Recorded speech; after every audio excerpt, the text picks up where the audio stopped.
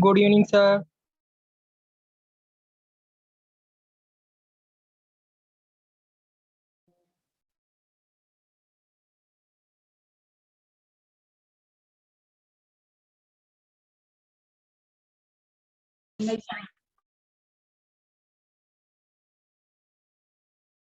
Sir आपका mic तो of है। सर माइक ऑफ है। हाँ सर माइक ऑफ है, बोल रहे। अब हो गया। हाँ सर, अभी आया आवाज आपका। Good evening sir. Good evening बेटा। Good evening sir. हाँ, मैं कह रहा था कि आज आपका ऐप में प्रॉब्लम हो गई। Yes sir. हाँ, मुझे बार बार इसलिए लिंक शेयर करना पड़ रहा है। गुड इवनिंग बेटा सभी को। Good evening. Hello sir. Hello sir. हाँ, मेरी आवाज आ रही है? Hello sir. बोलो बेटा बोलो। सर डेली ऐसी ज्वाइन करेंगे? देखो वो नहीं, उस ऐप का वो एक्सटेंड हो जाए, वो उसका एक्चुअली कोई लिमिट होता होगा ना, 31 में है इसलिए कर दिया, हो गया होगा। वो ईशान सर कर देंगे। तो अगर नहीं हुआ तो मुझे पता लग जाएगा, कल भी लिंक भेज दूंगा। तो आप कोशिश करना पहले ऐप से आने की। अगर ऐप नहीं में दिक्कत हो तो फिर मैं लिंक शेयर कर दूंगा, ठीक है? Okay sir, thank you. चलो बेटा, आज स्टार्ट करेंगे adhesive and cohesive force. Good evening sir. Good evening. Good evening. Adhesive और कोहेसिव फोर्स को हिंदी में बोलते हैं आसंजक और सहसंजक बल। अब है ना बच्चा लोग, आप मुझे हेल्प करो कि आसंजक और सहसंजक में कौन सा एडहेसिव है, कौन सा कोहेसिव है। तो मैं आपको बता दूं, पहले दो समान अणुओं के बीच लगने वाला बल, ठीक है, दो समान अणुओं के बीच लगने वाला बल कोहेसिव होता है, और दो अलग अलग पदार्थ के अणुओं के बीच लगने वाला अंतराण्विक बल एडहेसिव होता है। Intermolecular force between two like molecules is called cohesive force and intermolecular force between two unlike molecules is called adhesive force। तो बच्चों हिंदी वालों ने सुन लिया हो तो मुझे बता दो, 1 मिनट होल्ड करना पड़ेगा।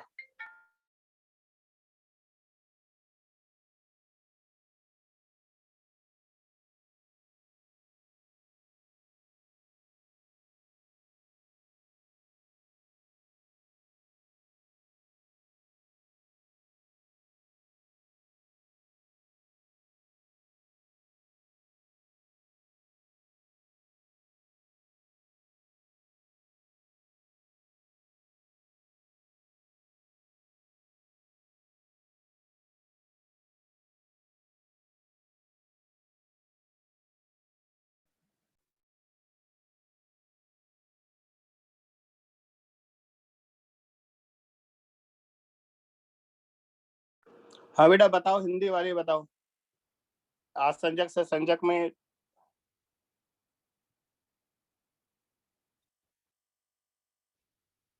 अरे बिल्कुल नहीं बोलोगे क्या? Hello sir. हाँ, आवाज आ रही है ना मेरी? हाँ सर। बस बेटा इतना सा बता दो, आसंजक और सहसंजक में से कौन सा एडहेसिव है, कौन सा कोहेसिव है।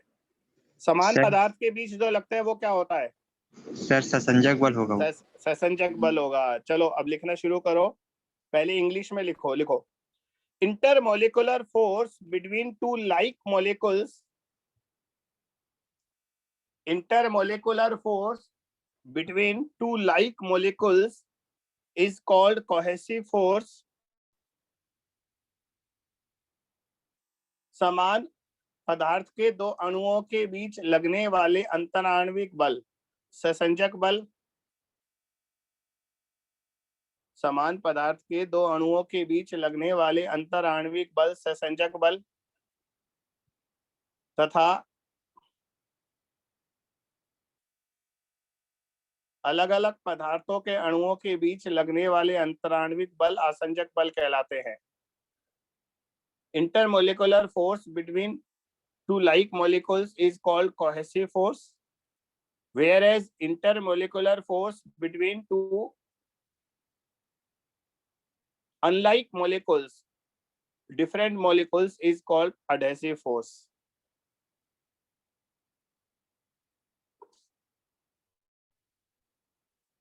तो बच्चों शॉर्ट में लिख सकते हैं, अगर सेम मटेरियल के दो मॉलिक्यूल हैं तो ये कोहेसिव होगा, यानी कि सहसंजक बल। और बेटा डिफरेंट मटेरियल है तो ये एडहेसिव होगा, यानी कि आसंजक बल। ऐसे शॉर्ट में लिख लिया करो, ठीक है। जैसे पानी का एक अणु पानी के दूसरे अणु पर जो बल लगाएगा वो सहसंजक होगा। अगर हमारा हाथ पानी में डाल दें बेटा तो पानी का अणु और हमारे हाथ के अणु के बीच में जो बल लगेगा वो आसंजक होगा, यानी कि एडहेसिव होगा। फिर बोल रहा हूं, पानी का एक मॉलिक्यूल पानी के दूसरे मॉलिक्यूल पर जो फोर्स लगाता है वो कोहेसिव होता है। लेकिन हम अगर अपना हाथ पानी में डाल दें तो बेटा पानी का मॉलिक्यूल और हमारे हाथ के मॉलिक्यूल के बीच में जो फोर्स लगेगा ना वो एडहेसिव होगा, ठीक है, यानी कि आसंजक। अब है ना हम एडहेसिव और कोहेसिव, बेटा अब है ना मैं बार बार हिंदी इंग्लिश में बहुत ज्यादा वो हो जाएगी गड़बड़, तो आपको मैंने यहाँ हिंदी लिख दी है, मैं इंग्लिश में अभी बोलूंगा, है ना, तो उसको मिला लेना। तो मेरा बच्चा अब हम एडहेसिव और कोहेसिव फोर्स के रिलेटिव स्ट्रेंथ के बेसिस पर ये बता सकते हैं कि कौन सा द्रव ठोस पर चिपकता है या नहीं चिपकता। जैसे सुनिए, अगर मैं अपने हाथ को पानी में डाल दूं तो पानी मेरे हाथ के चिपक जाएगा, गीला हो जाएगा ना मेरा हाथ। इसका मतलब ये है कि मेरे हाथ और पानी के बीच में जो एडहेसिव फोर्स है वो पानी के दो मॉलिक्यूल के बीच में जो कोहेसिव फोर्स है उससे ज्यादा ताकतवर है, ज्यादा स्ट्रॉन्ग है। दोबारा सुनो, पानी हाथ पर क्यों चिपक गया? क्योंकि मेरे हाथ और पानी के बीच में जो एडहेसिव फोर्स लगा वो स्ट्रॉन्गर है। किससे स्ट्रॉन्गर है? पानी के दो अणुओं के बीच, पानी के दो मॉलिक्यूल के बीच जो कोहेसिव फोर्स लग रहा है उससे। तो बच्चों अगर पानी का, लेकिन अगर तुम है ना अपने हाथ को मर्क्यूरी में डाल दो, मर्क्यूरी यानी कि पारा, पारा, तो क्या पारा हाथ के चिपकेगा? बताइए। नहीं। उसका रीजन क्या है? पारे के दो अणुओं के बीच, मर्क्यूरी के दो मॉलिक्यूल के बीच जो कोहेसिव फोर्स है वो बहुत ज्यादा स्ट्रॉन्ग होता है, और मेरे हाथ और मर्क्यूरी के बीच में जो एडहेसिव है वो स्ट्रॉन्ग नहीं होता। इसलिए पारा हाथ के नहीं चिपकता, मर्क्यूरी हाथ के नहीं चिपकता। तो लिख लो अपनी भाषा में यार, मेरे से क्यों लिखवाते हो? लिख लो, जब हाथ को पानी में डालते हैं तो पानी हाथ को गीला कर देता है, क्योंकि पानी और हाथ के बीच आसंजक बल सहसंजक बल से ज्यादा स्ट्रॉन्ग होते हैं। अब अपना आप लिख लो, बस मैंने हिंट दे दिया आपको।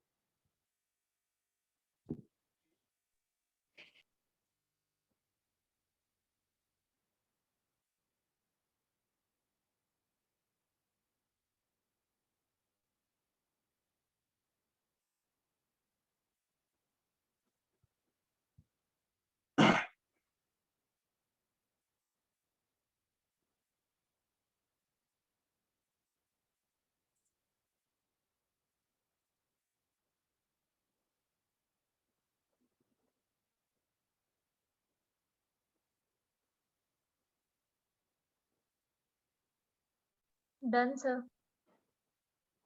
ओके बच्चा, है ना? तो अच्छा और भी एग्जांपल देता हूं, लिखने की जरूरत नहीं है, सुना करो और उन्हें याद रखा करो। बच्चों अगर आप पानी में तेल की बूंद डालोगे तो बताइए क्या होगा? तेल की बूंद फैल जाएगी या बूंद रहेगी? बताओ। सर तेल अलग दिखेगा, पानी अलग दिखेगा। मतलब फैल जाएगी ना, बूंद फैल जाएगी। बूंद के बूंद बूंद नहीं रहेगी, फैल जाएगी, क्योंकि है ना Yes, sir. तेल के ऑयल के दो मॉलिक्यूल के बीच में जो कोहेसिव फोर्स होता है ना वो स्ट्रांग नहीं होता। स्ट्रांग नहीं होता तो वो पानी को तेल को इकट्ठा नहीं रख पाता। अगर तेल डालो, पानी की बूंद डालो, तो पानी की बूंद है ना, बूंद रहेगी, फैलेगी नहीं, क्योंकि पानी के दो मॉलिक्यूल के बीच में जो कोहेसिव है वो स्ट्रॉन्गर है। किससे स्ट्रॉन्गर है? पानी और तेल के बीच जो एडहेसिव है उससे ज्यादा स्ट्रॉन्गर है, तो बूंद बूंद रहती है। पानी में मर्क्यूरी डालो, साउंड कट रही है बेटा, बाकी लोगों को भी साउंड कटी हुई सुनाई दे रही है क्या? Yes, Yes, sir. yes, थोड़ी सी sir. कट गई थी, फिर नॉर्मल हो गया। बोल अभी- दिया करो, मैं रुक जाऊंगा ऐसे टाइम पर, कभी कभी नेटवर्क में गड़बड़ हो जाती है ना। सर जब पानी में तेल डालेंगे वो वाला मोमेंट रह गया, उसका एक बार एक्सप्लेन कीजिए। दोबारा सुन, अगर तुम पानी में ऑयल डालोगे तो ऑयल फैल जाएगा। क्यों फैल गया? देखो, अगर द्रव फैल रहा है, लिक्विड फैल रहा है, इसका मतलब उसका कोहेसिव उतना स्ट्रांग नहीं है, वो उसको इकट्ठा नहीं रख पा रहा। समझ? इसका मतलब पानी के दो मॉलिक्यूल के बीच में जो कोहेसिव है वो वीकर है। किससे वीकर है? पानी और ऑयल के एडेसिव से। समझ गया? उल्टा sir. करो, तेल में पानी की बूंद डालो तो बूंद बूंद रहेगी, फैलेगी नहीं, क्योंकि पानी के दो मॉलिक्यूल के बीच में जो कोहेसिव है वो स्ट्रॉन्गर है। किससे स्ट्रॉन्गर है? पानी और ऑयल के एडेसिव से। तो बच्चों रिलेटिव स्ट्रेंथ होता है ना, कौन सा फोर्स कितना स्ट्रॉन्ग है। अच्छा, पारा डालो, मरकरी पानी में डालो, क्या होगा? फैलेगा? नहीं फैलेगा। नहीं फैलेगा। नहीं फैलेगा, क्योंकि मरकरी का कोहेसिव बहुत स्ट्रॉन्ग होता है बेटा, बहुत स्ट्रॉन्ग होता है। तो कोई भी द्रव ठोस के चिपकेगा या नहीं चिपकेगा, कोई भी लिक्विड सॉलिड को वेट गीला करेगा या नहीं करेगा, ये इसी बात पर डिपेंड करता है कि किसका कोहेसिव कितना स्ट्रॉन्ग है और किसका एडेसिव कितना स्ट्रॉन्ग है। बस आगे चलते हैं। तो इसी टॉपिक से लिंक है हमारा अगला topic, shape of meniscus. Bracket में लिख दो एंगल ऑफ कॉन्टैक्ट।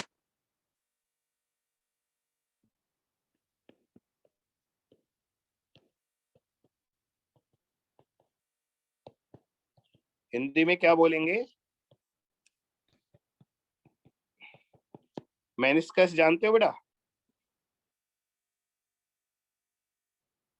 बोलो, हिंदी कौन बताएगा मेनिस्कस की? नवचंद्रक सुना है नाम? सर अर्ध वाला सुना था। सर नहीं सुना हुआ है तो अर्धचंद्र। अच्छा, मेनिस्कस इंग्लिश में मेनिस्कस जानते हो क्या होता है? जब सर हम मैं तो किसी नहीं ट्यूब, जानता। अरे जब हम किसी ट्यूब में पानी भरते हैं, तो देखना गौर से, पतली, हाँ, नैरो ट्यूब में पानी भरेगा ना तो पानी का सरफेस ऐसा हो जाता है, फ्लैट नहीं रहता, ऐसे। एक मिनट, ये लाइन, पानी ऐसा हो जाता है बेटा, फ्लैट नहीं होता। ब्यूरेट पिपेट कभी देखा है तुम? लैब नहीं गए लगता है कभी। Yes, sir. देखे हैं sir. तो बेटा ब्यूरेट में पानी भरना, ऊपर गड्ढा बन जाता है पानी का, ऊपर गड्ढा बन जाता है पानी का, ये मेनिस्कस कहलाता है बेटा, नवचंद्रक, हिंदी में बोलते हैं नवचंद्रक, है ना। तो पानी का जो सरफेस है, मेनिस्कस छोड़ो यार, आप सरफेस बोल दो ना, क्या जा रहा है। पानी का जो सरफेस है वो कर्व क्यों हो गया? उसका रीजन है relative strength of cohesive and adhesive force, आसंजक और सहसंजक बलों की सापेक्ष प्रबलता। तो बच्चों मैं थोड़ा एक्सप्लेन करने जा रहा हूं, इसको सुनना। मान लो हमारा ये ग्लास प्लेट है, अब एक बार ये ग्लास प्लेट बना दूं, ये कोई ग्लास प्लेट है, कांच की पट्टी, और बच्चों ये पानी है, ये पानी है, पानी का सतह, ये पानी है ना। अब क्या होता है,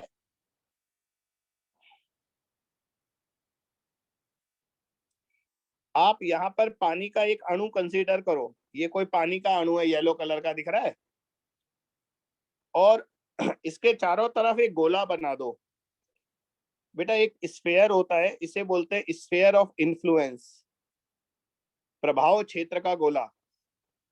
इसमें क्या होता है, इस गोले में, इस स्फीयर में जो भी अणु इस स्फीयर के अंदर आएगा ना, वो सेंटर वाले अणु को अपनी ओर खींचेगा, और जो बाकी के अणु मॉलिक्यूल जो स्फीयर के बाहर होंगे ना, वो सेंटर वाले पर फोर्स नहीं लगाएगा, क्योंकि बेटा वो डिस्टेंस इतना ज्यादा हो जाता है कि फिर इंटरमोलिकुलर फोर्स 0 हो जाता है ना। अपन ने शुरू में ग्राफ बनाया था अंतराण्विक बलों का, उसमें दिखाया ना, ज्यादा दूरी हो जाती है दो अणुओं के बीच में तो फिर फोर्स नहीं लगता। तो बच्चा इसमें क्या होगा, अब ढंग से सुनना, मुझे बताइए, ये जो इधर का आधा गोला है, इसमें किसके अणु होंगे, कांच के अणु होंगे या पानी के अणु होंगे? लेफ्ट वाला जो स्फीयर है ना, इसमें ग्लास के मॉलिक्यूल होंगे या वाटर के? ग्लास के। पट्टी के अंदर है, ग्लास के होंगे। तो ग्लास के अणु सारे मिलकर जो येलो कलर वाले पानी के अणु हैं, उस पर जो फोर्स लगाएंगे वो किस डायरेक्शन में लगेगा बेटा? वो नेट फोर्स इस डायरेक्शन में लगेगा ना, क्योंकि आधा गोला है। ये कौन सा फोर्स होगा? ये होगा अडहेसिव, आसंजक बल। आसंजक बल क्यों है? क्योंकि कांच के अणुओं ने पानी के अणु पर बल लगाया है। बेटा इधर वाला जो ये है ना, हवा में जो 1/4 गोला है, 1/4, इसमें एयर के मॉलिक्यूल होंगे, और हम जानते हैं एयर के मॉलिक्यूल तो ना के बराबर होंगे, 2 4 5 होंगे, तो इनको हम 0 कर देते हैं। एयर के मॉलिक्यूल को कंसीडर नहीं करते क्योंकि वो नगण्य होंगे, नेग्लिजिबल होंगे। ये हटा दिया, देखो मैंने बड़े ढंग से हटा दिया। और इधर वाला जो 1/4 स्फीयर बचा ना बेटा, ये पानी के अणु है। तो 1/4 ये वाला जो स्फीयर बचा, इतना सा गोला बचा, इसमें किसके अणु आएंगे? पानी के। और पानी के अणु पानी के ही दूसरे अणु पर जो फोर्स लगाएंगे वो होगा कोहेसिव। और बेटा रिजल्टेंट इधर आएगा, देख लो बच्चों। बस मुझे बताओ, ये दो फोर्स जो मैंने दिखाए हैं, एडहेसिव और कोहेसिव, आसंजक और सहसंजक, ये समझ में आया या नहीं आया दोनों arrow? Yes sir. Yes sir. तो एक बार फिर से बोल देता हूं बेटा, कांच के जो अणु थे, ग्लास के मॉलिक्यूल थे, वो आधे स्फीयर में थे, तो आधे का रिजल्टेंट इधर आएगा। आप देख लो, वो तो सिमेट्री से पता लग जाता है। और जो पानी के मॉलिक्यूल है वो 1/4 गोले में है, उनका रिजल्टेंट तिरछा आएगा। अब ऐसा करो, दो कंपोनेंट ले लो, एफसी के दो घटक ले लो बेटा। एफसी का एक घटक इधर होगा 1/√2, 45 डिग्री है ना एंगल, इसलिए। दूसरा नीचे होगा, बेटा बहुत डिटेल में पढ़ा रहा हूँ, पता नहीं इतनी जरूरत भी है या नहीं है। दूसरा FC/√2 नीचे होगा। अब 3 अलग अलग केस बनते हैं, ढंग से देखना। केस 1, पहला केस, अगर FA FC/√2 से बड़ा हुआ, बच्चों ये वाला फोर्स इस वाले फोर्स से बड़ा है, तो इन दोनों का रिजल्टेंट बाहर की तरफ आएगा। तो फिर एक डायग्राम बना रहा हूं, ढंग से देख लो।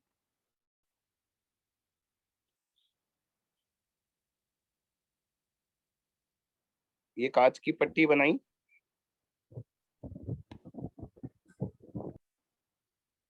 ये पानी दिखाया। चलो अभी पानी नहीं दिखाते, पानी का अणु दिखाते हैं। बेटा पानी के इस अणु पर रिजल्टेंट किधर आएगा? एक FA और FC/√2, इन दोनों का रिजल्टेंट आएगा बाहर की तरफ। तो बच्चों बाहर की तरफ मैंने एक रिजल्टेंट ये बना दिया, और दूसरा FC/√2 नीचे आया। बच्चों अपन को वैल्यू नहीं चाहिए, अपन को डायरेक्शन चाहिए। अब इन दोनों का रिजल्टेंट देखो किधर आएगा। तो बेटा इन दोनों का रिजल्टेंट इधर आएगा, ये फाइनल रिजल्टेंट है। इसको लिख रहा हूं FR, R फॉर रिजल्टेंट। एक बार फिर बोल दूं बेटा, सिंपल वेक्टर है, इन दोनों का रिजल्टेंट बाहर आएगा क्योंकि FA बड़ा है।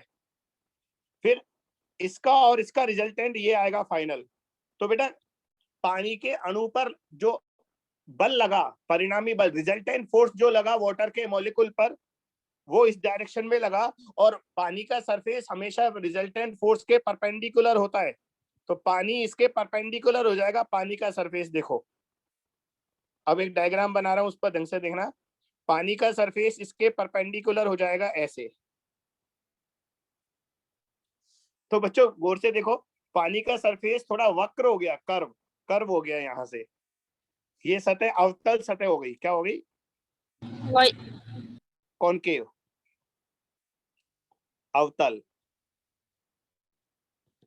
तो बच्चों यदि FA FC बाय √2 से बड़ा है तो पानी की मतलब द्रव की सतह अवतल हो जाती है ऊपर से देखने पर। और ये एग्जाम्पल कौन सा एग्जाम्पल है? ये वही एग्जाम्पल है जब कांच पानी के संपर्क में आता है। बेटा जब ग्लास वाटर के कांटेक्ट में आता है तो यही होता है जो मैंने डायग्राम में बनाया है। ये केस 1 था। बच्चों एक बार यहां तक फटाफट कॉपी कर लो, फिर केस 2 पर चलेंगे। ठीक है, एक बार फटाफट कॉपी कर लो।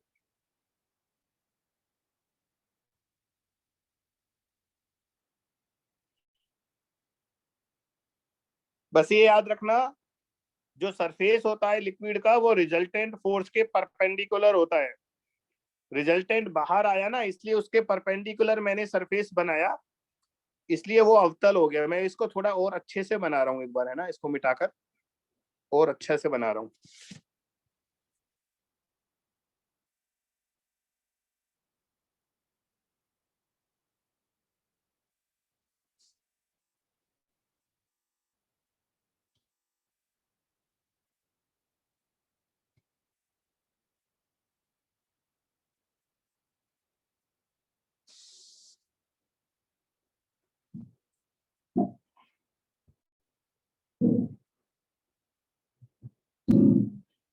इसलिए बेटा जब है ना पतली नली में पानी भरते हैं ना तो ऊपर से हमें सरफेस अवतल नजर आता है, कॉनकेव नजर आता है।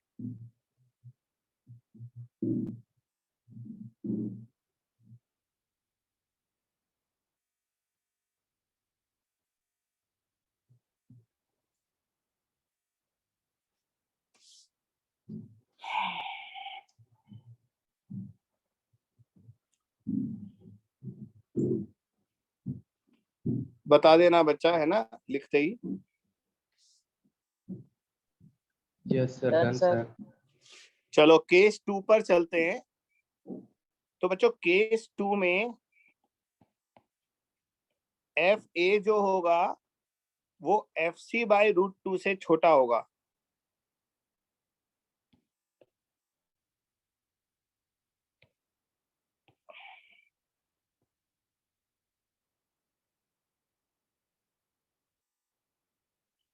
अब देखो ये तो इसमें अभी बनाना मत, ये मिटाऊंगा मैं सब।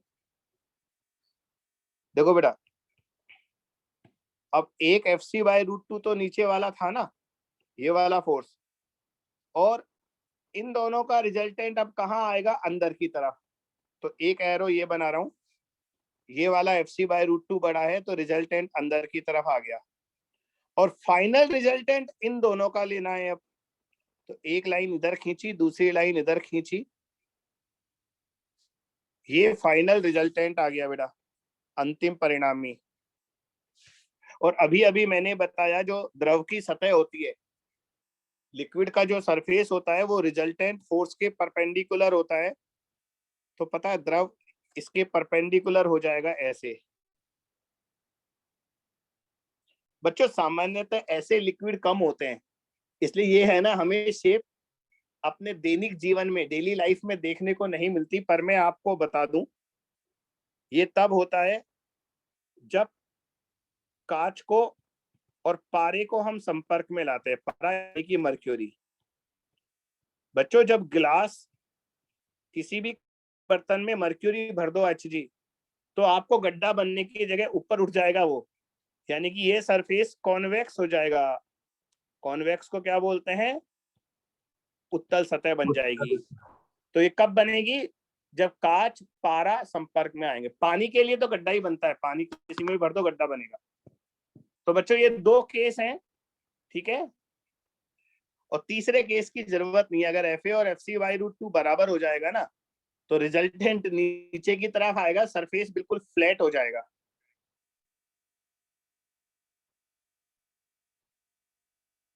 सामान्यतः वो केसेस पाए नहीं जाते। तो बच्चों अगर हम पानी को कांच के नली में भरेंगे तो गड्ढा बन जाएगा, ऊपर से जाएगी कॉनकेव, और कांच की पतली नली में मर्क्यूरी भर दें, पारा, तो गड्ढे की जगह ऊपर उठ जाएगा पारा, और ऊपर से देखने पर सतह कॉन्वेक्स यानी कि उत्तल नजर आएगी।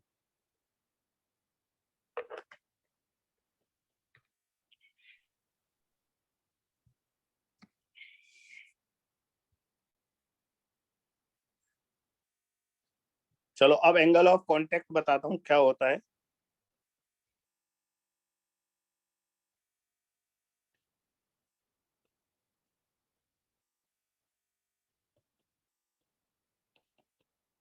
सुनो, जैसे ये हमारे पास कांच की प्लेट थी और मान लो पानी के संपर्क में है ना,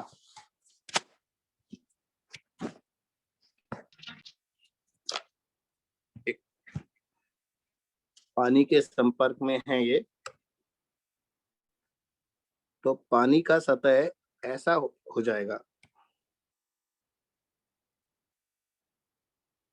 ऐसा। तो बेटा जहां पर पानी संपर्क में आया ना ठोस के, उस जगह पानी की सतह पर एक स्पर्श रेखा खींच दो। ऐसे पानी की सतह पर एक स्पर्श रेखा खींच दो, है ना। वाटर के सरफेस पर एक टेंजेंट ड्रॉ कर दो। टेंजेंट कहाँ ड्रॉ करना है? बिल्कुल उस पॉइंट पर करना है जहां लिक्विड और सॉलिड एक दूसरे को टच कर रहे हैं।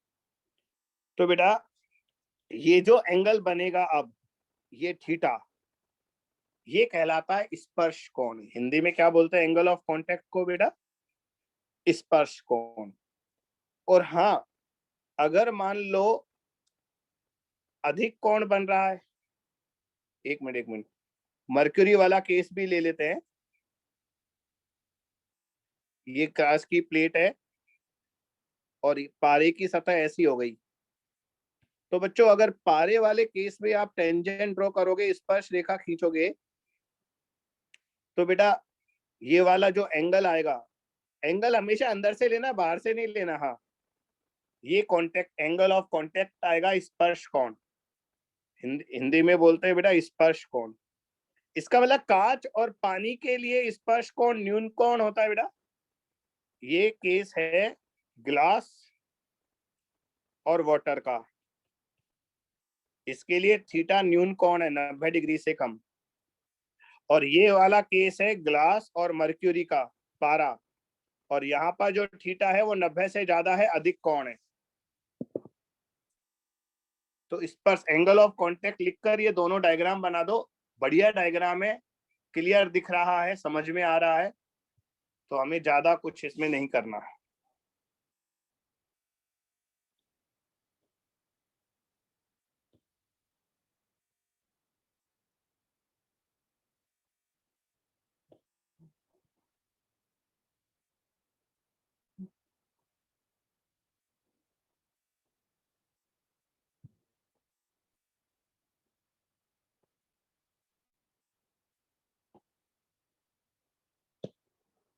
Done sir. तो बच्चों एक बार फिर बोल दूं, जिन ठोस और द्रव के लिए थीटा न्यून कोण होता है, न्यून कोण बेटा एक्यूट एंगल बोलते हैं, वो लिक्विड सॉलिड को गीला करते हैं। बच्चों ये इंपॉर्टेंट लाइन है, लिख लेना। जिन ठोस और द्रवों के लिए थीटा न्यून कोण होता है, वो द्रव ठोस को गीला करते हैं। और जिन ठोस और द्रव के लिए थीटा अधिक कोण होता है, वो द्रव ठोस को गीला नहीं करते। इंग्लिश में सुन लो बेटा, for a pair which has theta less than 90 acute angle, वो लिक्विड सॉलिड को वेट नहीं करते हैं, सॉरी, लिक्विड सॉलिड को वेट करते हैं। Liquid wets the solid if theta is acute angle, but liquid does not wet the solid if theta is obtuse angle. बस इतना सा लिखो। न्यून कोण होने पर द्रव ठोस को गीला करता है और अधिक कोण होने पर द्रव ठोस को गीला नहीं करता।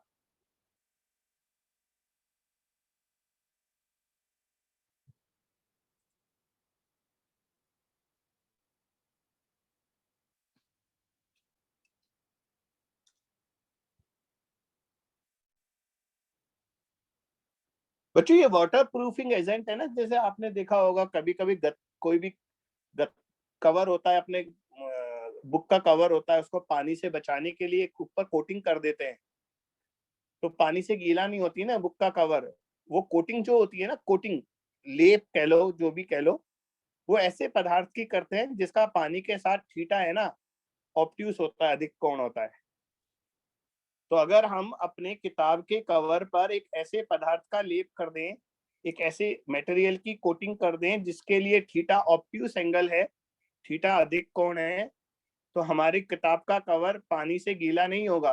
हाँ बताओ, मोम होता है ना, मोम देखा, मोम के पानी नहीं चिपकता जल्दी से, शुद्ध है, तो मिट्टी लगी है ना पानी चिपक जाएगा। मोमबत्ती है, आप देखना, अच्छी प्योर मोमबत्ती को पानी में डालना, गीली नहीं होगी, देखा है कभी? Yes sir.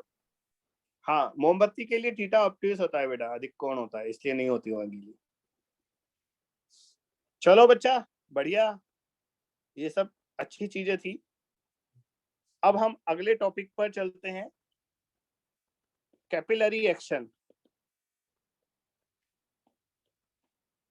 इसे कैपिलरिटी भी बोलते हैं, हिंदी में क्या बोलते हैं, केशिकात्व।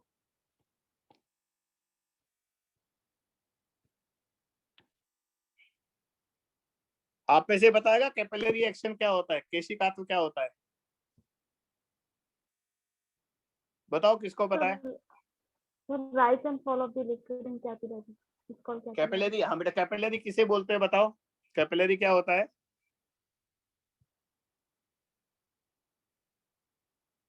बेटा केशनली किसको बोलते हैं हिंदी में, केशनली? तो कैपिलरी मतलब एक fine tube. Correct, open at both hands, fine tube, very good, open at both hands. बहुत पतली नली जो दोनों तरफ से खुली हो, केशनली कहलाती है, ठीक है। तो जब भी किसी केशनली को किसी द्रव में डुबोते हैं, जैसे पानी में डुबोते हैं, तो द्रव या तो ऊपर चढ़ेगा या नीचे उतरेगा, इस प्रभाव को केशिकात्व कहते हैं बेटा हम, ठीक है। बस बेटा 1 मिनट होल्ड करना।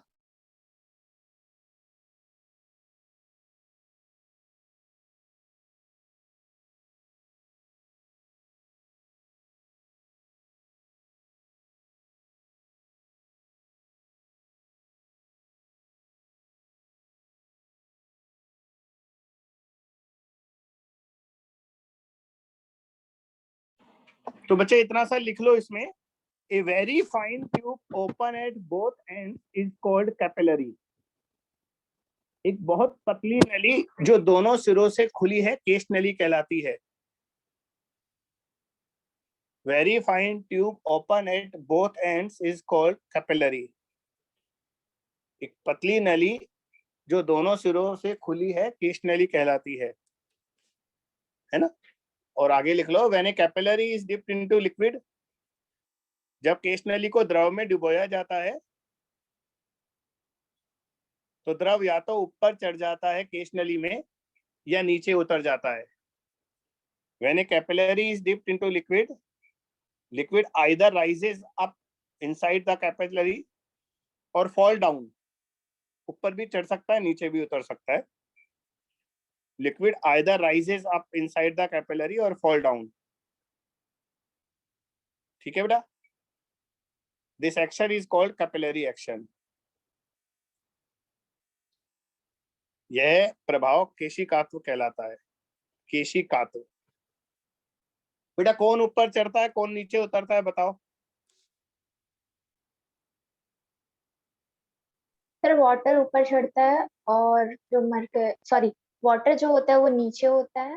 नहीं, सही बोल रहे थे, पहले सही बोल रहे थे बेटा आप।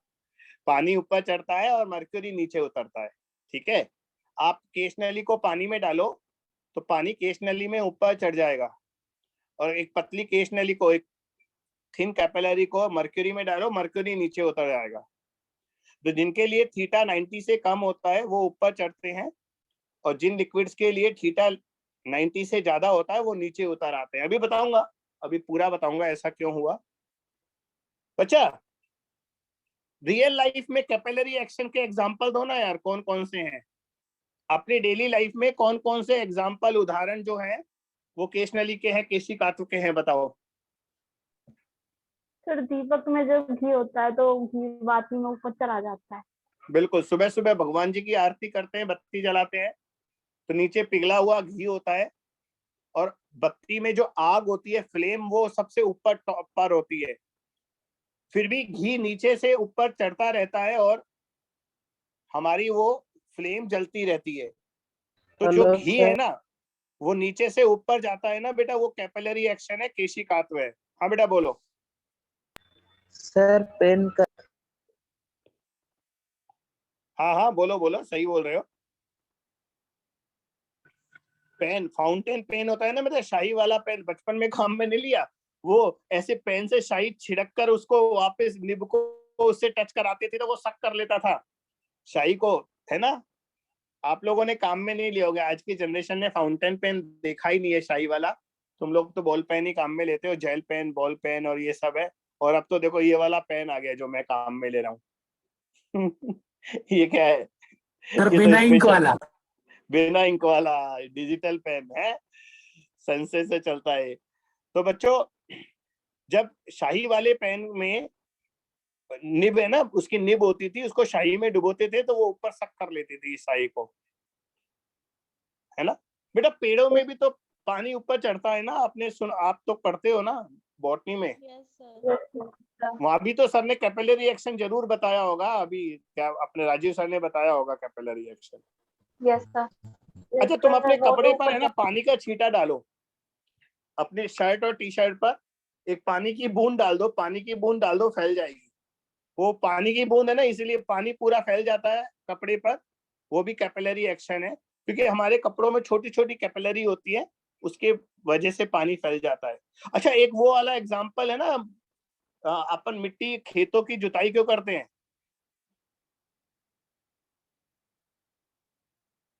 नहीं समझते, खेत को जोतते नहीं है, बीज डालते हैं फिर बाद में। Yes sir. बताओ खेतों की जुताई क्यों करते हैं?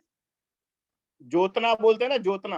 आपके क्या बोलते हैं एमपी में? वही बोलते हैं सर। सर यही छत्तीसगढ़ बोलते में? हैं, यही हाँ? बोलते हैं सर, यही बोलते हैं। तो बताओ खेतों की जुताई क्यों करते हैं? ज्यादा दिन तक वो गीला रहे खेत, तो उसकी जो बंद हो जाएगा। हाँ, क्योंकि है ना, अगर हम खेतों की जुताई नहीं करते ना तो मिट्टी में जो केशनली है ना, उसके थ्रू पानी, नीचे की नमी ऊपर आकर वाष्पीकृत हो जाती, वेपोराइज हो जाता पानी। मिट्टी में छोटी छोटी कैपिलरी होती है बेटा, बारीक बारीक। तो अगर हम खेतों की जुताई नहीं करते, अरे इंग्लिश मीडियम वाले जुताई समझते हो, प्लोइंग बोलते हैं ना। यस सर, समझते हैं।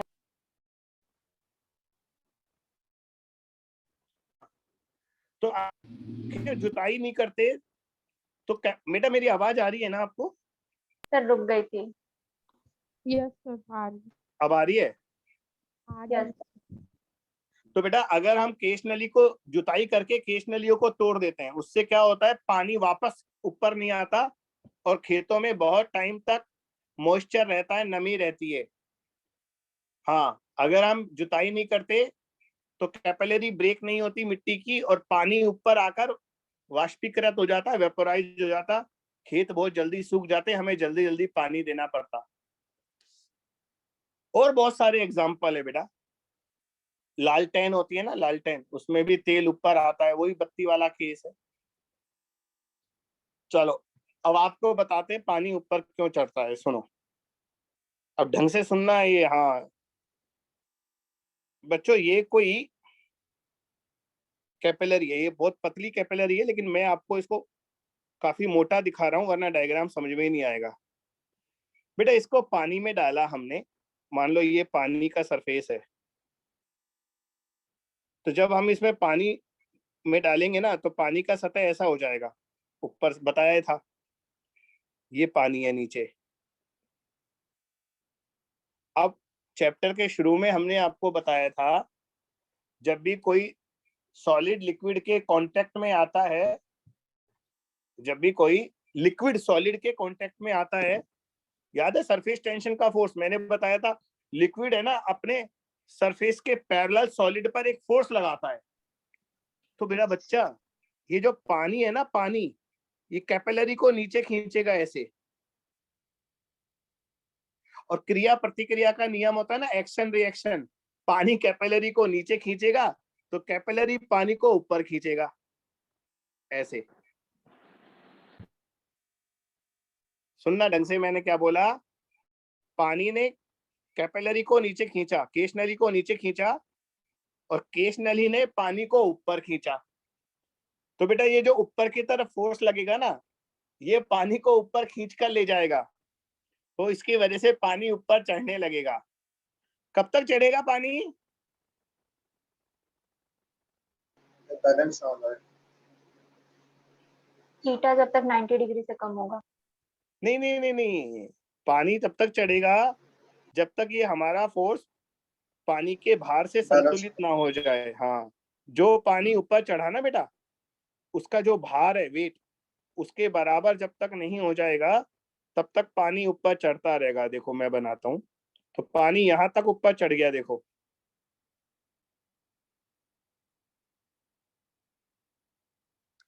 इतना पानी ऊपर चढ़ गया। पहले वाले डायग्राम से तुलना करो, फर्स्ट वाला डायग्राम है ना, उससे कंपेयर करो, तो हमारा पानी इतना ऊपर चढ़ गया, देखो लगभग। तो बच्चों हमें ये ऊंचाई निकालनी है, ये हाइट कितनी आती है? किसी को याद है फार्मूला क्या होता है? 2s cos theta upon r rho g। हाँ, 2s cos थीटा अपन r rho g। हाँ, s को मैं t लिखता हूँ, इसे 2t cos थीटा बोलूंगा। ये कैसे आया सुन लो एक बार बेटा। ये पानी पर जो ऊपर की तरफ फोर्स लगा ना, जो कैपिलरी ने लगाया ऐसे, इसका ऊर्ध्वाधर घटक, वर्टिकल कंपोनेंट जो होगा बेटा, ये फोर्स कितना होगा बताओगे? ये फोर्स होता है TL, याद है? और L कितना आएगा? 2 पाई r, क्योंकि ये पानी जो है ना वो पूरे नली के संपर्क में है, तो एक वृत्त बनाएगा ना। पानी केश नली के संपर्क में, केश नली ऐसी सिलेंड्रिकल है, तो 2 पाई r हो जाएगा, और ये एंगल थीटा है ऑलरेडी। तो बेटा जब तक ये वाला फोर्स 2 पाई RT cos थीटा mg से संतुलित नहीं हो जाता, पानी ऊपर चढ़ता रहेगा। फिर बोल रहा हूं, पानी कब तक ऊपर चढ़ेगा? जब तक ये वाले फोर्स का वर्टिकल कंपोनेंट mg को बैलेंस नहीं कर देता। तो बच्चों ये बेसिक इक्वेशन बहुत इंपॉर्टेंट है। हाँ, ये इक्वेशन काम का है।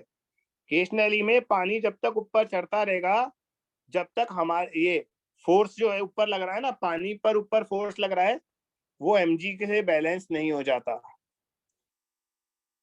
बेटा mg कितना आएगा?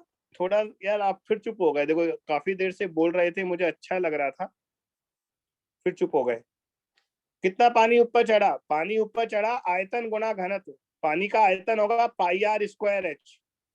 देख लो इतना पानी ऊपर चढ़ा, ये देखो मैं सर्किल बना रहा हूं, इतना पानी ऊपर चढ़ गया ना, इसका आयतन आएगा पाई r स्क्वायर h।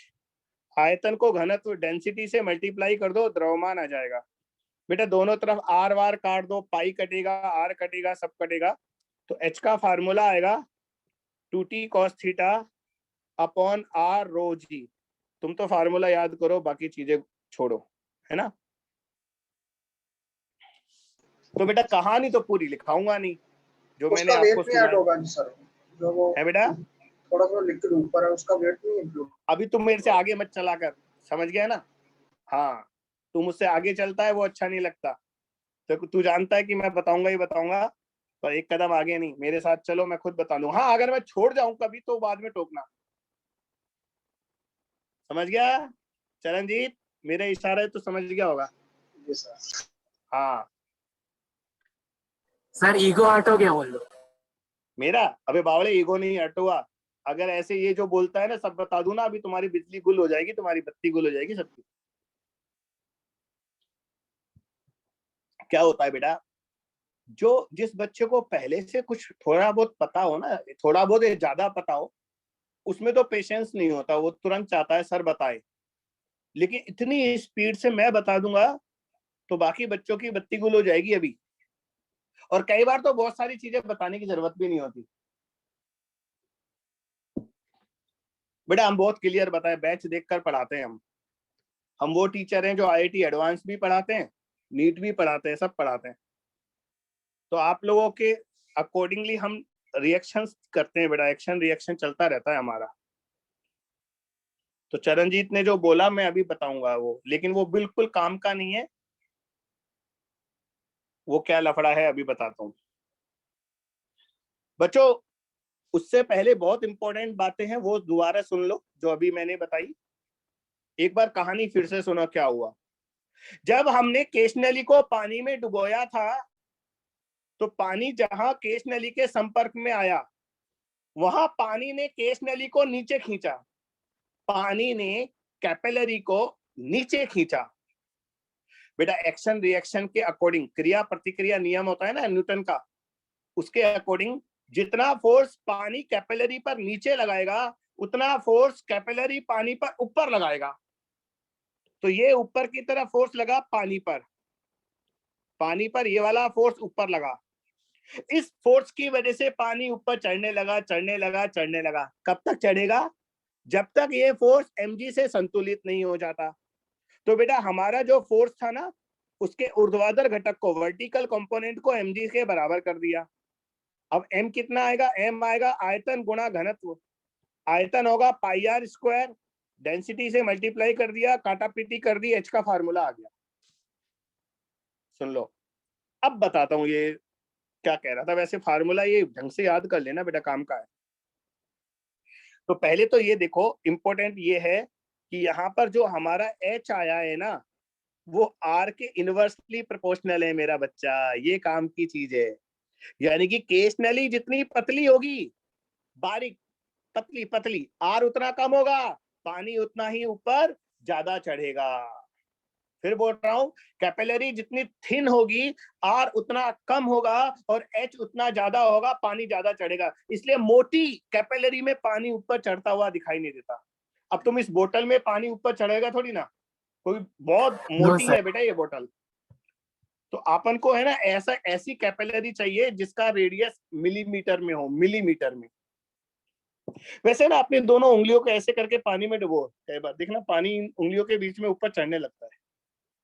करके देखना अपनी ऐसी ये उंगलियों को पास लाना, पानी में डुबोना और देखना ये जो बीच में जगह होती है ना, यहाँ पानी ऊपर चढ़ने लगता है।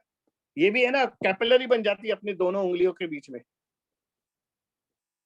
कितने एग्जांपल दे रहा हूं देखो मैं।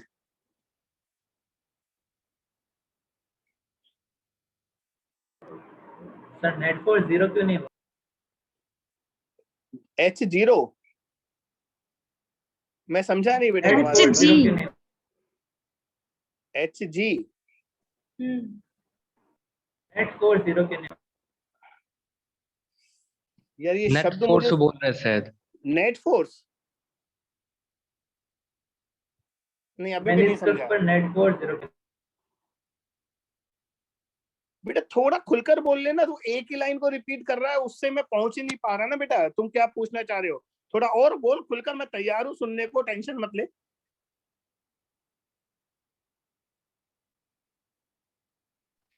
भाई टाइप कर दे।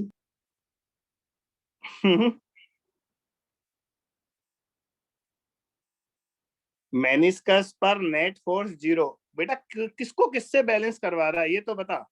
बाद में तो 0 हो गया ना, 2 पाई RT cos थीटा mg से बैलेंस हो गया, 0 हो गया, तभी तो पानी रुक गया ऊपर जाकर। तू किसको किससे बैलेंस करवा रहा है ये बता मनीष।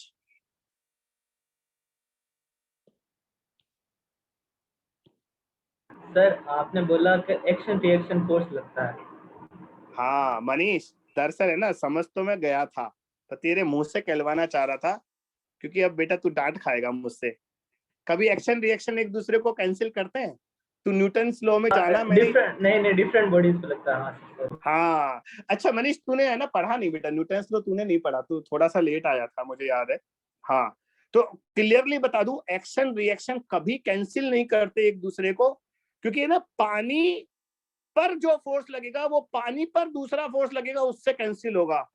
यहाँ पर ये दोनों जो फोर्स है ना बेटा, ये कैंसिल नहीं होते, क्योंकि ये पानी पर सॉरी, ये कैपिलरी पर लग रहा है और ये पानी पर लग रहा है, तो ये पानी पर लगने वाला फोर्स पानी पर ही लगने वाले दूसरे फोर्स से कैंसिल हो सकता है, कैपिलरी पर लगने वाले फोर्स से कैंसिल नहीं हो सकता। ठीक है बेटा? यस हाँ, जल्दी याद आ गई तेरे को। हाँ चलो, तो बच्चों ये फार्मूला याद करो, 2t cos theta upon r रो जी। मैं इसमें अभी बहुत सारी चीजें एक्स्ट्रा और बताने वाला हूँ, वो सुनना है आपको। तो यहाँ तक संतुष्ट है? सर एक बार ये हाँ। बोल सकते हैं कि जो हाइट है वो छोटे जी के वैल्यू पर डिपेंड करता है, मतलब अलग अलग जगह पे हाइट अलग अलग। हाँ हाँ, आएगी आएगी आएगी आएगी, लेकिन बेटा अपने पृथ्वी पर तो जी सब जगह 9.8 ही है ना यार। देख, अर्थ से दूर जाना पड़ेगा तुमको तो जी का फर्क पड़ेगा, वरना अर्थ पर तो सब जगह 9.8 ही है, कहाँ फर्क पड़ रहा है। लेकिन हाँ, तू अगर किसी लिफ्ट में ले जाए ना, तो लिफ्ट में वो इफेक्टिव ग्रेविटी चेंज हो जाती है ना, G+A और G-A, तो वहां पर हाइट का डिफरेंस आ जाएगा, पक्का आ जाएगा। सर हाँ पक्का। अरे और भी बहुत सारे पॉइंट है, अपन डिस्कस करते हैं, अच्छे अच्छे पॉइंट है। आप लोग है ना क्लास में एक्टिव रहो बस, उससे हमारी एनर्जी भी बनी रहती है। अच्छा एक बात बताओ, तुम मान लो मैं आपसे कहता हूँ यार मेरे पास एक केशनली है, कैपिलरी है, पतली सी कैपिलरी है। इस बार पतली बनाऊंगा क्योंकि अब मुझे डायग्राम नहीं बनाना। ये पतली सी कैपिलरी दिखा दी मैंने। बेटा इस कैपिलरी की पूरी लंबाई 5 सेंटीमीटर है, ठीक है? या सॉरी, कैपिलरी की लंबाई 5 मत लो, हम इसको पानी में डुबोएंगे तो पानी 5 सेंटीमीटर ऊपर चढ़ेगा। लेकिन तुम मान लो मैंने कैपिलरी को 5 सेंटीमीटर पानी के बाहर छोड़ा ही नहीं। पानी के बाहर जो केशनली है ना बेटा कैपिलरी, अगर वो 5 सेंटीमीटर से कम है, मैंने पानी के अंदर उसको ज्यादा डाल दिया, तो अगर ये बाहर जो कैपिलरी की लंबाई है अगर यही 5 सेंटीमीटर से कम है तो क्या होगा बताओ, जबकि पानी 5 सेंटीमीटर ऊपर चढ़ सकता है। ये मान लो 3 सेंटीमीटर ही है, ओवरफ्लो नहीं होगा, ओवरफ्लो कभी नहीं होगा, ऊपर नहीं मैंने होगा। हाँ यही चीज इंपॉर्टेंट है, मैं यही बताना चाह रहा था। अगर पानी के बाहर कैपिलरी की लेंथ अगर इस h से भी कम हो बेटा बच्चा, तो पानी 3 सेंटीमीटर तक ही चढ़ेगा लेकिन बाहर नहीं निकलेगा, और ऊपर जाकर फिर थोड़ा बहुत वो जो नवचंद्रक था ना मेनिस्कस, एंगल ऑफ कांटेक्ट बदल जाएगा। एंगल ऑफ कांटेक्ट अपने आप को एडजस्ट कर लेगा ताकि 2t cos थीटा ये वाला जो फोर्स है ये उतने ही mg को बैलेंस करे जितना mg मेरे पास अवेलेबल है। समझ गए? लेकिन किसी भी हालत में पानी नली से बाहर नहीं आएगा। तो बच्चों इसको चाहो तो लिख लो, यदि पानी के बाहर नली की लंबाई h से कम है ना, if length outside the water is less than h, if length of capillary outside the water is less than h, यदि पानी के बाहर केशनली की लंबाई h से कम है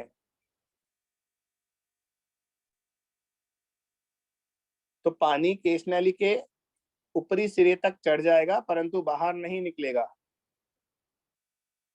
then water will rise till upper end of the capillary but it will not overflow.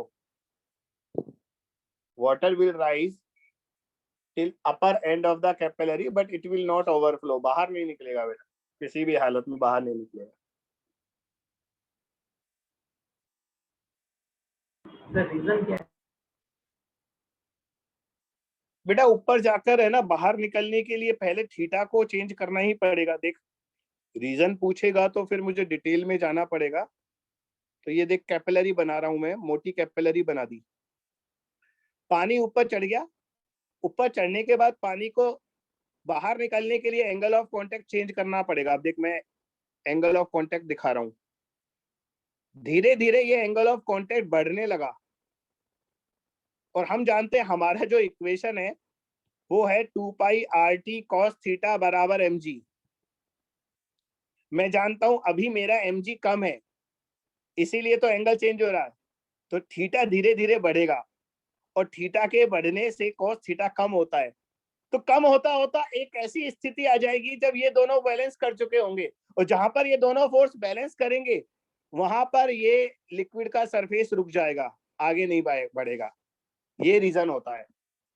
तो बेटा रीजन थोड़ा डेप्थ में जाकर स्टडी करनी पड़ती है, इसलिए मैं कई बार बताता नहीं, पर तुम पूछोगे तो मैं जरूर बताऊंगा। बाहर इसलिए नहीं निकल रहा कि बेटा बाहर निकलने से पहले ही इक्विलिब्रियम बीच में आ गया, ये है लफड़ा। अरे हाँ, आपको है ना, मैंने एक दो वैल्यू आपको नहीं बताई, याद करनी है, अलग से लिख लो बेटा। पानी और ग्लास, पानी और ग्लास, इनके लिए एंगल ऑफ कांटेक्ट पता कितना होता है?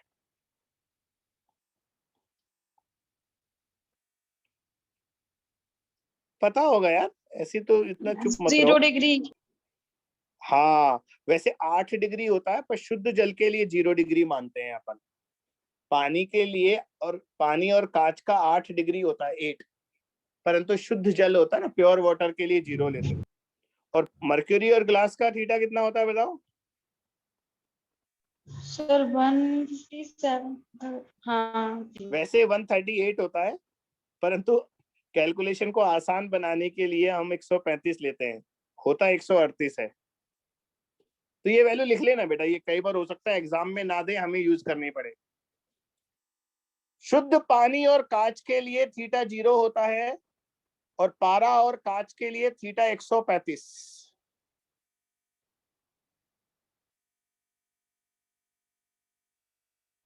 तो बच्चों ये वाला डिस्कशन समझ में आ गया आपको अब पूरा, कि अगर पानी के बाहर केश नली की लंबाई कम पड़ जाए तो पानी उसके ऊपरी सिरे तक चढ़ जाएगा, लेकिन बाहर नहीं निकलेगा, ये ध्यान रखना। हाँ बच्चों, यही बात। सर अगर वाटर रिलीज करना होगा तो वाटर रिलीज का मतलब क्या ओवरफ्लो बोल रहा है। तो मैं क्या बंगाली हूँ? आवाज कट गई यार, मतलब कट रही है, सुनाई नहीं दे रहा। सर अगर ओवरफ्लो कराना होगा, नहीं, ओवरफ्लो कराएगा कैसे? वो करेगा ही नहीं, तू कैसे करा लेगा? ओवरफ्लो करा कैसे लेगा? सर हाँ, वो तो तेरे को सक करना पड़ेगा पानी को। इतना बड़ा फिजिक्स। नहीं नहीं, पानी को सक करना पड़ेगा, और सक करने के बाद तो हम सरफेस टेंशन की थ्योरी कैसे लगा सकते हैं? अभी तो हमें सिर्फ सरफेस टेंशन के फोर्स को कंसीडर करना है ना। अगर तू ऐसे स्ट्रॉ, जैसे हम कोल्ड ड्रिंक पीते हैं, अगर वैसे सक करेगा तो बाहर आएगा ही आएगा, लेकिन हमें सकिंग नहीं करनी। हाँ समझा? तो पानी बाहर नहीं आएगा, कुछ भी कर ले। सर बिना एक्सटर्नल एनर्जी के। हाँ नहीं आएगा, नहीं आएगा, नहीं आएगा, नहीं आएगा, कभी नहीं आएगा। हमारा इक्वेशन अलाउ नहीं कर रहा ना पानी को बाहर आने के लिए। बच्चों सेकंड डिस्कशन, जैसा ये जतिंदर शुरू में बोला था, अगर हम एक्सपेरिमेंट ऐसी जगह करें जहां ग्रेविटी 0 है, तो बच्चों फार्मूले के हिसाब से तो अगर हम जी को 0 रखेंगे तो H इनफाइनाइट आता है, लेकिन यहां भी लफड़ा है, H इनफाइनाइट आ ही नहीं सकता। तो इस इनफाइनाइट का मतलब क्या है वो समझाओ। अगर हम एक्सपेरिमेंट को ऐसी जगह करें जहां गुरुत्वाकर्षण 0 है, ग्रेविटी 0 है, फार्मूले के हिसाब से H अनंत आता है, इनफाइनाइट। तो मुझे एक्सप्लेन कीजिए इनफाइनाइट का मतलब क्या है?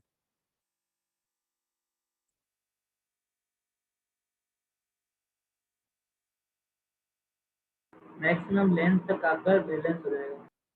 हाँ बेटा, यहाँ इनफाइनाइट का मतलब यही है कि आपकी लंबाई कितनी भी हो, आपकी नहीं, केश नली की लंबाई कितनी भी हो, पानी के बाहर पानी उसके ऊपरी सिरे तक चढ़ जाएगा। तुम कितनी भी लंबी केश नली ले लो, कितनी, 1 किलोमीटर 2 किलोमीटर, कितनी भी लंबी केश नली ले लो, पानी चढ़ता रहेगा, चढ़ता रहेगा, चढ़ता रहेगा, चढ़ता रहेगा, लेकिन बाहर नहीं आएगा।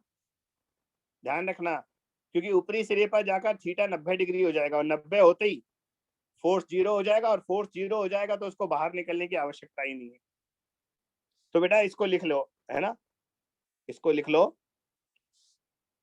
यदि प्रयोग को वहां किया जाए जहां गुरुत्वाकर्षण 0 है, जीव 0 है, तो पानी नली के ऊपरी सिरे तक चढ़ेगा, नली कितनी भी लंबी हो, परंतु बाहर नहीं निकलेगा। ये लिख लेना, हाँ, परंतु बाहर नहीं निकलेगा। इंग्लिश में लिख लो बेटा, if experiment is performed in gravity free space, if experiment is performed in gravity free space, then water will rise till upper end of the tube, whatever is length of the tube. Water will rise till upper end of the tube, whatever is length of the tube.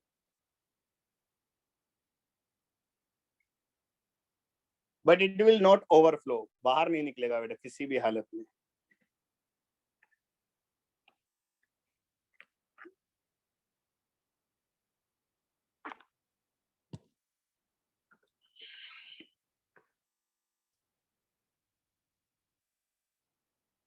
बाहर नहीं निकलेगा। Next discussion बेटा, अगर मान लो tube को हम पानी में तिरछा कर दें, जैसे ये पतली ट्यूब है, इसको हमने पानी में खड़ा किया, पानी यहां पर है,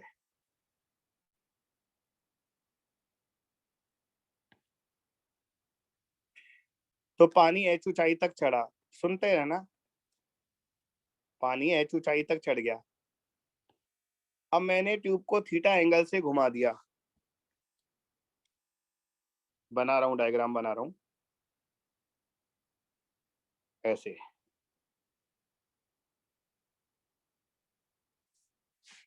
तो बच्चों अगर मैं ट्यूब को ऐसे घुमा दूंगा तो मुझे बताओ, अगर पानी पहले एच ऊंचाई तक चढ़ रहा था तो अब कितनी ऊंचाई तक चढ़ेगा? मान लो ऊर्ध्वाधर से एंगल थीटा है, वर्टिकल से एंगल थीटा है, ये वाला एंगल आप थीटा ले लो। तो पहले अगर एच ऊंचाई तक पानी चढ़ा था, अब पानी कितनी ऊंचाई तक चढ़ेगा?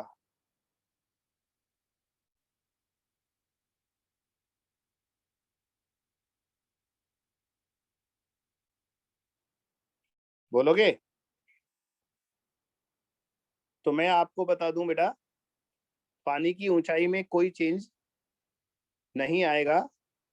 अगर पानी पहले एच ऊंचाई तक चढ़ा था तो अभी भी एच ऊंचाई तक ही चढ़ेगा, लेकिन हाँ, जो नली के अंदर पानी की लंबाई है ना, वो चेंज जरूर हो जाएगी। ये वाली लेंथ बदल जाएगी बेटा। ये देखो, जहां तक पानी चढ़ा था ना, ये लेंथ बदल जाएगी, लेकिन ऊंचाई सेम रहेगी पानी की। तो अगर अंदर वाली पानी की लंबाई पूछे तो वो निकाल लेना, त्रिभुज से निकाल लेना। cos थीटा बराबर h बट्टा l हो जाएगा, l बराबर h अपॉन cos थीटा, है ना, इससे निकाल लेना, त्रिभुज से निकल जाएगा, मुझे इतना भी बताने की जरूरत नहीं है। तो एक बार फिर सुन लो, अगर केस नली को तिरछा कर दे तो ऊंचाई में चेंज नहीं आता, हाइट चेंज नहीं होती, लेकिन अंदर वाले पानी की लंबाई बदल जाएगी।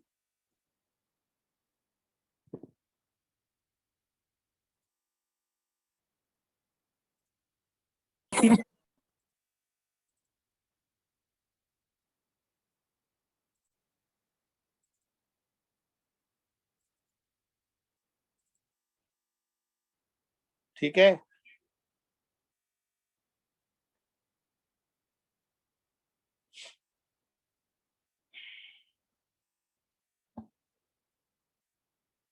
सर इसी कंडीशन में जो कॉनकेव वाला शेप होता है वो भी बना रहेगा कि वो चेंज हो जाएगा?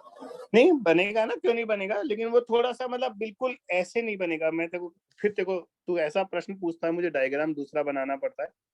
अब जैसे ये तिरछा हो गया ना, तो शेप ऐसे नहीं रहेगा, अब शेप कुछ इस तरह से हो जाएगा क्योंकि ग्रेविटी का अपना इफेक्ट होता है। अरे यार, ये कमाल है। तो जैसे मान लो ये कैपिलरी है, अब है ना शेप कुछ ऐसे रहेगा, ऐसे, लेकिन शेप ऐसे बनेगा कि बेटा एंगल ऑफ कांटेक्ट है ना वो मेंटेन रहेगा, एंगल ऑफ कांटेक्ट चेंज नहीं होगा, ये ध्यान रखना। मैं इतना अच्छा डायग्राम बना नहीं पाऊंगा, लेकिन यहाँ पर एंगल ऑफ कांटेक्ट और यहाँ पर एंगल ऑफ कांटेक्ट ये सेम आएंगे दोनों, इस Yes, तरह sir. से बनेगा। थोड़ा वो चेंज तो आएगा, लेकिन अपने लिए वो चीज इंपॉर्टेंट नहीं है।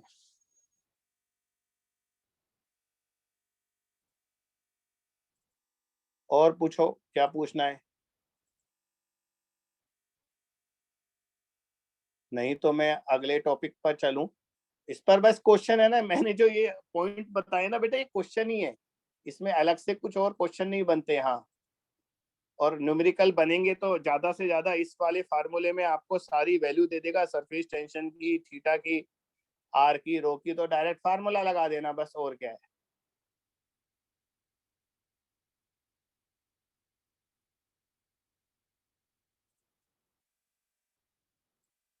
कुछ प्रतिक्रिया दो। Yes sir. ठीक है, तो बच्चों हमारा जो अगला टॉपिक है,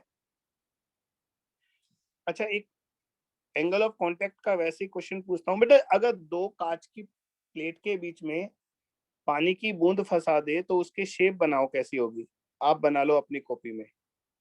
एक कांच की प्लेट ये दी, दूसरी कांच की प्लेट नीचे है, इन दोनों कांच की प्लेटों के बीच पानी की बूंद फंसा दी, पानी की, तो पानी की बूंद की शेप बताओ कैसी होगी?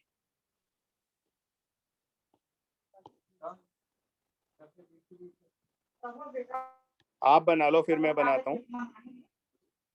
तो बेटा पानी की बूंद है ना ऐसी शेप की हो जाएगी, देखो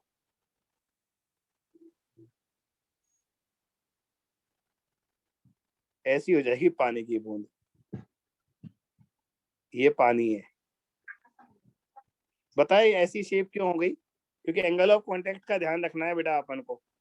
यहाँ पर स्पर्श रेखा खींचोगे, यहाँ पर स्पर्श रेखा खींचोगे, यहाँ पर स्पर्श रेखा खींचोगे, या यहाँ पर स्पर्श रेखा खींचोगे, तो ये सारे एंगल सेम आने चाहिए। हाँ, और ये एंगल न्यून कोण होने चाहिए। न्यून मतलब एक्यूट एंगल। तो बच्चों ये कांच की प्लेटों के बीच में पानी की बूंद है, लिख देना, डायग्राम बना लो और लिख देना, दो कांच की प्लेटों के बीच में पानी की बूंद। हाँ, वाटर ड्रॉप। ओ भैया माइक ऑफ कर ले।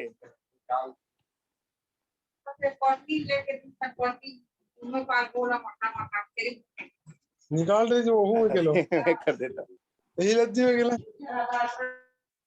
तनु, ध्यान रखो भाई, घर की बातें बाहर आ जाती है।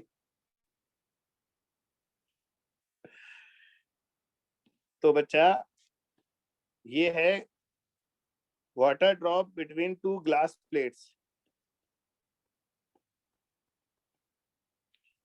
लेकिन अगर इन्हीं दो ग्लास प्लेट के बीच में मर्क्यूरी की कोई ड्रॉप फंसा दूं तो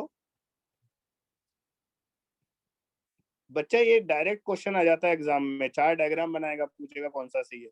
mercury drop between glass plates,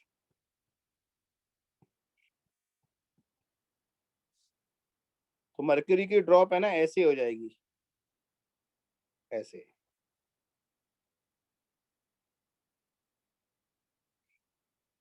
ये मर्क्यूरी की ड्रॉप है, क्योंकि बेटा यहाँ पर एंगल ऑफ कांटेक्ट है ना ऑब्ट्यूस होना चाहिए, 135 डिग्री होना चाहिए। ये देखो ये वाला जो एंगल है ना ये ऑब्ट्यूस होना चाहिए।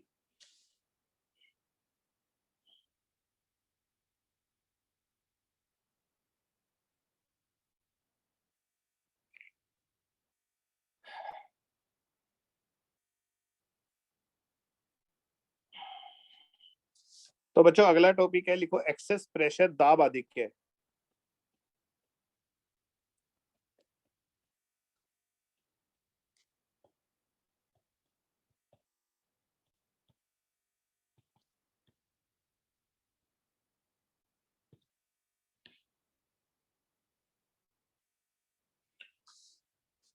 बच्चे द्रव की बूंद है हमारे पास, लिक्विड ड्रॉप। हम जानते हैं द्रव की बूंद जो होती है, लिक्विड ड्रॉप, वो सरफेस टेंशन की वजह से अपने आयतन, अपने क्षेत्रफल को कम करने की कोशिश करती है ना। जो लिक्विड ड्रॉप है वो अपने सरफेस एरिया को कम करने की कोशिश करती है सरफेस टेंशन की वजह से। तो बेटा अंदर की तरफ जाने की कोशिश करती है, इसलिए अंदर का प्रेशर बढ़ जाता है। सुना आपने? ड्रॉप के अंदर का जो प्रेशर है बढ़ जाता है, क्योंकि अंदर दबाव डाल रहे हैं ना, सरफेस टेंशन अंदर दबा रहा है ड्रॉप को। तो बेटा अंदर के दाब और बाहर के दाब में जो अंतर होता है उसे हम दाब आधिक्य बोलते हैं। अधिक दाब, दाब आधिक्य मतलब कितना ज्यादा है, एक्सेस प्रेशर, है ना। बस एक लाइन लिख लो बेटा अपने आप, due to surface tension liquid drop has tendency to shrink. प्रस्तनाव के कारण द्रव की बूंद सिकुड़ने की कोशिश करती है। Liquid drop has tendency to shrink, ठीक है। Hence pressure inside the drop becomes more than outside pressure.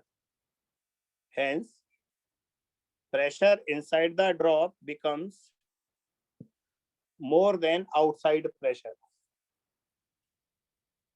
प्रस्तनाव के कारण द्रव की बूंद सिकुड़ने की कोशिश करती है, अतः अंदर का दाब बाहर के दाब से अधिक हो जाता है। अंदर का दाब बाहर के दाब से अधिक हो जाता है।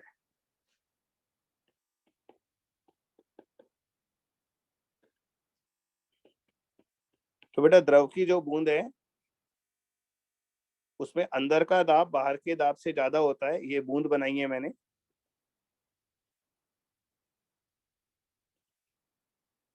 P इनसाइड और ये P आउटसाइड।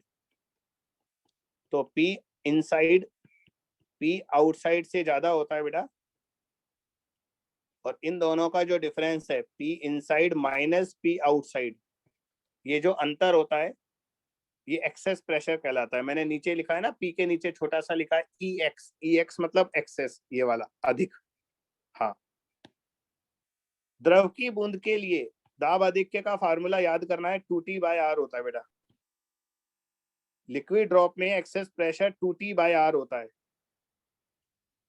यानी कि अंदर का प्रेशर बाहर के प्रेशर से 2T/R अधिक होता है बेटा, अधिक।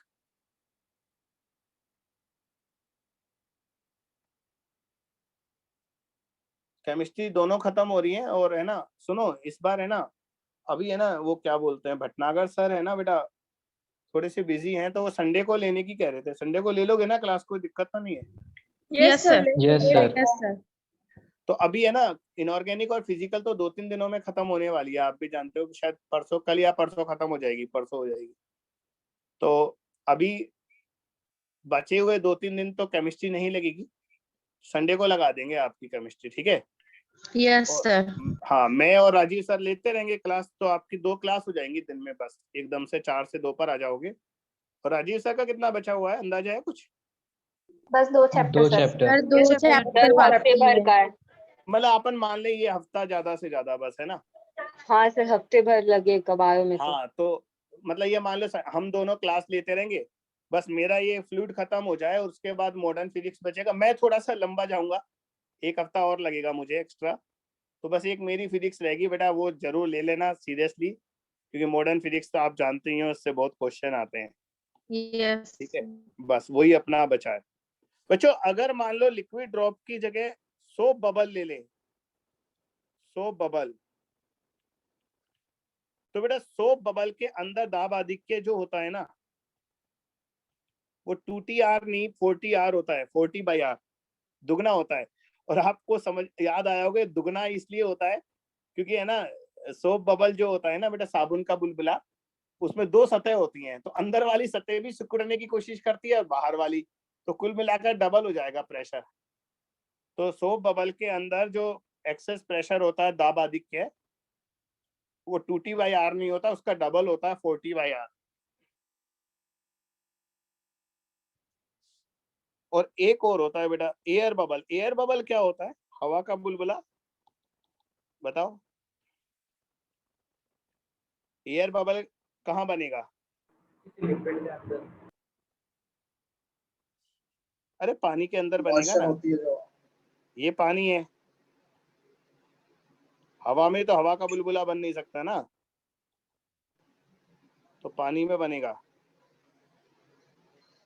ये पानी है तो पानी के अंदर हवा का बुलबुला बनेगा। कैसा होता है एयर बबल? एक स्ट्रॉ लो, पानी में डालो, फूंक मारो तो बुलबुला नहीं निकलेंगे, वो है एयर बबल। तो बेटा एयर बबल जो होता है हवा का बुलबुला, उसके अंदर जो दाब अधिक्य होता है वो 2T/R ही होता है, 4T/R नहीं होता, क्योंकि हवा के बुलबुले में एक सतह होती है बेटा, दो सरफेस नहीं होती, केवल अंदर वाली सतह है, बाहर तो पानी है ना। तो बच्चों अभी तो आप आज के लेक्चर में बस ये फार्मूले लिख लो, इसके बाद में है ना आपको कल आगे कंटिन्यू करूंगा कल के लेक्चर में। तो आज हम यही छोड़ते हैं। पहला है द्रव की बूंद के अंदर दाबाधिक्य 2T/R होता है, साबुन के बुलबुले में दुगना होता है 4T/R, और हवा के बुलबुले में 2T/R होता है। तो ये चैप्टर में अब ज्यादा कुछ नहीं बचा, इसके बाद मैं आपको पढ़ाऊंगा विस्कोसिटी, उसके बाद फ्लूइड। तो अभी फिजिक्स तो थोड़ा सा चलेगा, लेकिन बाकी सब्जेक्ट से आप फ्री हो रहे हो, है ना? Yes sir. चलो बच्चा आज तो आराम करो, आप सर, खाना टेस्ट वाना करते हैं। खाओ, खाना वाना खाओ, ठीक है? सर इस बार मेजर टेस्ट होगा? मैं अभी एक बार सर लोगों से बात करता हूँ, क्योंकि अभी तो हम ये चाहते हैं बेटा, अभी हमने जो पढ़ाया है आजकल पढ़ा रहे हैं वही टॉपिक दें, फिर आपका अलग से है ना मेजर का शेड्यूल अलग से बना देंगे हम। Yes sir. फिर भी अगर जैसा सर लोग बोलेंगे मैं एक बार डिस्कस कर लूंगा सभी से, है ना? फिर आपको आजकल मैं कल बताता हूँ, आज डिस्कस करता हूँ मैं। Okay sir. चलो बच्चा थैंक बाय। You sir.